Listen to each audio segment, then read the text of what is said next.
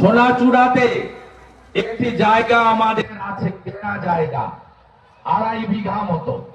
আমরা সেখানে একটি স্থায়ী রাম মন্দির নির্মাণের পরিকল্পনা করেছি।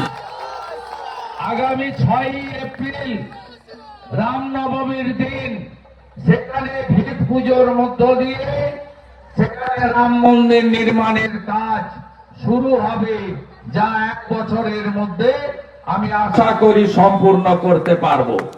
শুধু রাম মন্দির নয়, ওখানে ভোগশালা, হোমিওপ্যাথিক আয়ুর্বেদিক চিকিৎসা কেন্দ্র সহ একটি সনাতনীদের আস্থার জায়গা, যেভাবে রেয়াপাড়া শিব মন্দিরে আমি গেস্ট হাউস বানিয়ে দিয়েছি, ওখানেও গেস্ট হাউস এবং পুণ্যার্থীদের বিশ্রামের জায়গা সহ পূর্ণাঙ্গ রাম মন্দির গড়ে তোলা হবে।